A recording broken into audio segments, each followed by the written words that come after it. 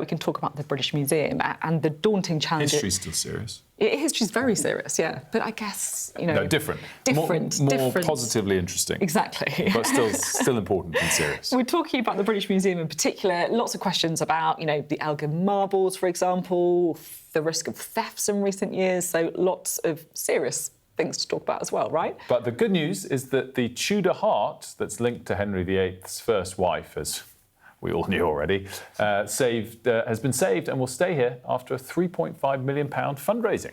So we're joined by the museum's director, Nicholas Cullinan. Great to have you with us. So let's talk about this extraordinary... what is it? It's a necklace? Is it a locket? How would you describe it? It's a necklace. It's a 24-carat gold pendant which was found in 2019 in a field outside Birmingham by a detectorist.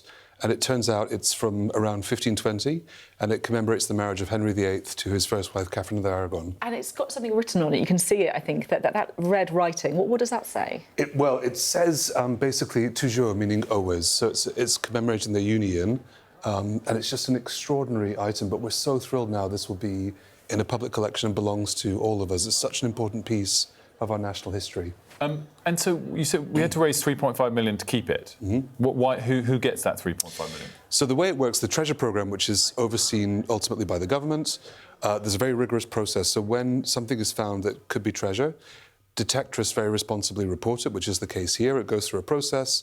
There's then a valuation process, which is independent. Numerous valuations are undertaken. And then a British museum, not just the British Museum, but a museum in the UK, has the chance to acquire it before it gets an export licence and maybe goes abroad or into a private collection. So the way it works is that the finder gets half of the amount and the landowner gets the other half. It's a very fair system. Wow. Gosh, how interesting. Gosh, that's good. So, yeah, that's why people do it, I guess. I think fair enough. Half of £3.5 million, that's not a bad paycheck. I'd say it should be 75-25, shouldn't it? I mean, it's done all the looking. Anyway, I think it's amazing to see these sort of things. And just talk me through then the process. So did you have to outbid other museums to get it? Or was it only going to find a home in your museum? Yeah, no, so every year, many things are found and many things go to other museums in the UK. In this case, we were the only museum that wanted to acquire this object, not because other museums wouldn't want to have it, but raising £3.5 million in these current circumstances is quite challenging. But the crucial thing is we've acquired it for the nation, and it will go on a national tour after it's finished display with us, so everyone can benefit. Can I ask you a kind of ethical question? Because I guess the reason you had to raise that money, £3.5 million, is because private bidders wanted it as well, right? Or could potentially want it too. Do you think there is, I guess,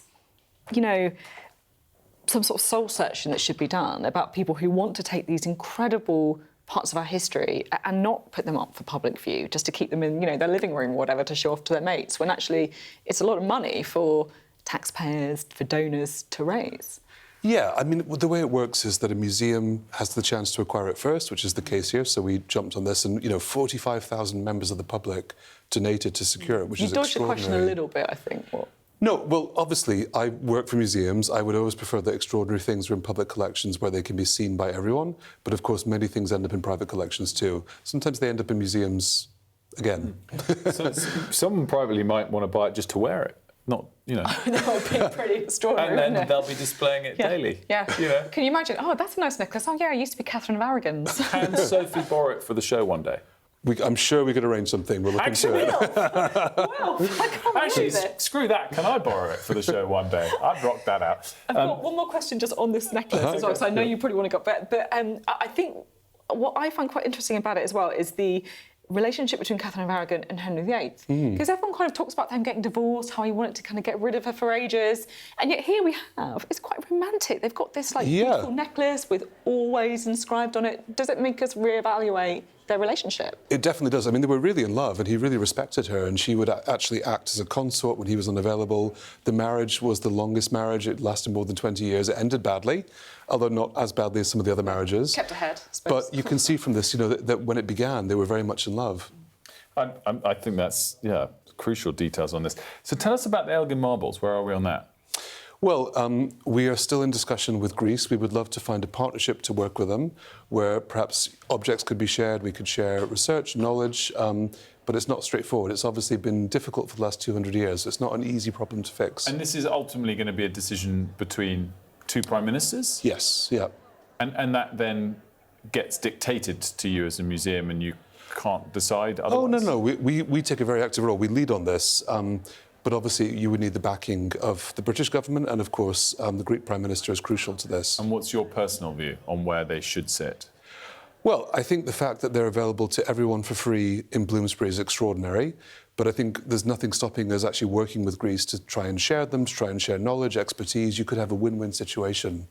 But that's maybe easier said than done. Yeah, I'm sure. I'm sure this will drag on for a little while longer. Tell us as well about... Your predecessor had to resign in part because artefacts turned up on eBay. Where are we? Have they all been recovered?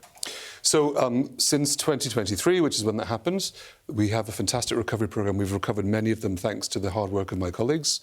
And the other thing is that we're documenting and digitising every item in our collection so that all 8 million objects will be fully accessible and there'll be records.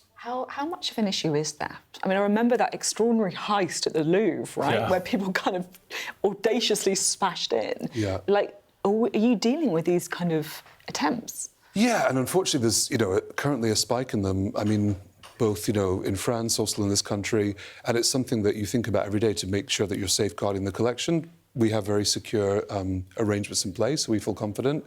But every day, of course, you're very vigilant to make sure that nothing can happen. You reviewed it in the wake of the spike, yeah? Yes, and luckily, actually, we're in a good situation. Just finally, this came up this morning when we were chatting. Your museum is free to absolutely everybody. It is. It always has been. And do you think that is the right way forward? Well, last year we had 6.5 million visitors from around the UK, from around the world.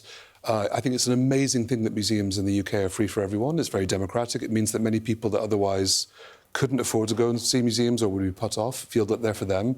I think it's an incredible thing to celebrate.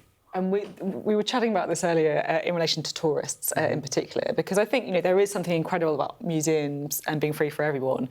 Do you think that one thing that the government could consider is charging tourists? I mean, I guess when you go to different cities around the world, you would expect to pay, right? If you go to Washington or if you go to Rome, you pay. Yeah, I mean, I think that will be a conversation that we'll be having over the next few years as things become more constrained. But I think it is worth thinking that what we do in the world is really unique and respected. It's something to celebrate. Can we actually borrow the necklace for a show? We'll see. We'll talk about it after this. Actually, it's not a no. That's not a no. I'm taking it. It's not a no.